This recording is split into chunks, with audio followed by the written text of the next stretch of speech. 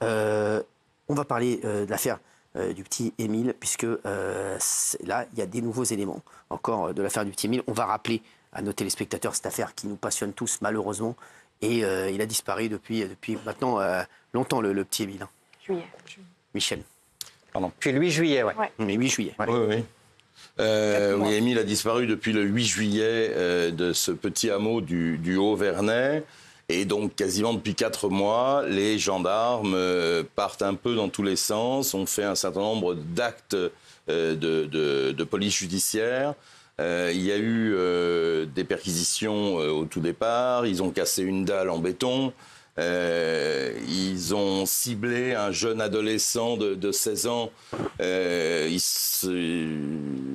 A priori, ils n'arrivent pas à démontrer grand-chose le concernant, puisque... on lui reprochait en réalité de rouler trop vite avec sa moto, avec son quad et avec son tracteur. On lui reprochait également d'avoir cassé le mur, enfin abîmé le mur du grand-père. Il y a eu 2 jours entiers de perquisitions dans des bâtiments auxquels il a accès et dans lesquels ils habitent, lui et sa famille. Et ils n'ont pour l'instant, de ce côté-là, rien trouvé. Et là, donc très récemment, puisque c'était mardi... Alors justement, il y a du nouveau dans l'enquête mardi. Il y a de nouveaux éléments, apparemment, puisqu'ils ont effectué une trentaine de perquisitions. Dans un petit village comme ça, une trentaine de perquisitions, c'est tout le village, non? Alors, il y a 36 perquisitions en tout, mais ce n'est pas uniquement dans le village, c'est sur 6 départements. En réalité, ils se sont... Comment ils ont choisi les... Alors, ils partent du bornage téléphonique. C'est-à-dire qu'il y a des systèmes qui permettent de savoir qui se trouvait avec son téléphone portable au Haut-Vernay ou aux alentours du Haut-Vernay le 8 juillet, à l'heure approximative où cet enfant a disparu. Donc, les gendarmes ont récupéré le listing de tous les propriétaires de téléphones qui étaient dans le secteur. Et à partir de là, ils ont ciblé, alors là, c'est peut-être un peu des secrets de leur popote, si je puis dire. Ils en ont sélectionné 36. Et parmi ces 36, il y a le grand-père, le fameux grand-père, dont on a aussi beaucoup parlé. Et il a eu une double perquisition, lui, une à la maison où l'enfant a disparu, donc au Haut-Vernay, et également à son domicile qui est à la Bouilladise, dans les Bouches-du-Rhône. Les autres perquisitions sont passées dans les Bouches-du-Rhône, dans les Alpes-Maritimes, dans la Loire, en région parisienne et également dans l'ouest de la France. Et les gendarmes en ont profité pour récupérer les téléphones portables, les ordinateurs, les tablettes, parce que le listing téléphonique, ça apporte des éléments, mais quand on a l'appareil, on peut, il y a des services spécialisés pour ça, retrouver des communications téléphoniques ou retrouver plutôt des contenus de SMS, de messages, de WhatsApp et autres.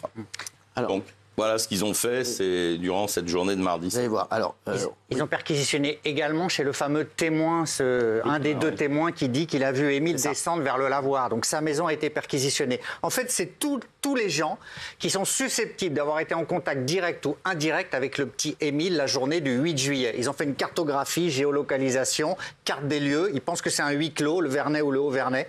Donc ils ont ciblé tous ces gens-là. Et dans certaines maisons, ils ont passé le fameux Blue Star. C'est le produit chimique qui permet de voir s'il y a des taches de sang. Donc ils ont mené des analyses complètes dans ces 36 maisons. Et alors ? Ils pensent très probablement, pour le moment on n'a pas les résultats, ils pensent très probablement qu'il s'est passé quelque chose autour de ces 36 personnes. Résidence principale, résidence secondaire, ils ont tout fait. Alors c'est bizarre parce qu'il y a beaucoup de soupçons qui tournent aussi autour on va en parler des grands-parents. Vous vouliez dire quelque chose, Jean-Michel? Oui, je voulais dire, d'une part, il y a une rumeur qui dit que cette vaste opération avait pour but, en réalité, de perquisitionner chez les grands-parents pour que ça passe noyé dans le... C'est intéressant, ça. Dans le lot. Et parce que c'est vrai que les journalistes, et j'en fais partie, les gendarmes ciblent un suspect potentiel, ça déferle, on l'a vu avec le jeune agriculteur de 16 ans. Donc là, je pense qu'il voulait, et on peut s'étonner qu'il ne l'ait pas fait plus tôt d'ailleurs, parce que 4 mois après, c'est quand même un petit peu tard, mais peut-être que c'est pas trop tard, je l'espère en tout cas. Donc voilà, il y a cette rumeur. Et on peut s'étonner aussi également qu'il n'ait pas fouillé les maisons qui étaient inoccupées. Parce que là, ils se sont concentrés sur les maisons qui étaient occupées, habitées au moment de la disparition. Mais qui dit que ces maisons, d'autres habitants n'y avaient pas accès parce qu'ils avaient les clés pour arroser les plantes, pour faire je sais pas quoi. Donc à la limite, sur un petit village comme le Haut-Vernay, c'était peut-être pas très compliqué de perquisitionner toutes les maisons. Oui, mais quand même, c'est vrai que c'est pourquoi il y a beaucoup de gens qui disent que ça tourne autour des grands-parents. Hein. Oui, la personnalité du grand-père, ça pose question, mais on va pas... Oui, mais justement, c'est le pauvre grand-père, c'est vrai qu'il y a beaucoup de gens aussi qui disent pour l'instant... Ah bien sûr, il n'y a rien. Non, mais il n'y a pas de garde à vue, il n'y a même pas de soupçonné directement. C'est bien de le signaler parce qu'il y a beaucoup de gens qui disent oui, le grand-père, comme ils ont perquisitionné les grands-parents bien sûr. Sa personnalité, vous vous souvenez de l'altercation qu'il y avait eu avec ce jeune agriculteur là dont on avait parlé. Donc voilà, il pose question, mais on ne peut absolument pas aller plus loin pour le moment. Alors, parce qu'on se rappelle qu'il y avait des rumeurs sur le grand-père dès le début de l'affaire qui seraient très strictes selon beaucoup d'habitants, donc c'est pour ça aussi que ça jase un peu là-bas, oui. Oui, non, je voulais dire que la perquisition chez les grands-parents, c'est quelque chose de tout à fait normal. D'accord. Dans l'affaire Grégory, ça avait été le problème à l'époque. On n'avait pas fait de perquisition chez les parents de Grégory, donc Jean-Marie et Christine Villemain, et ça a été reproché ensuite parce que une perquisition, c'est aussi fermer une porte quand on trouve rien et mettre les gens hors de cause, hors de champ.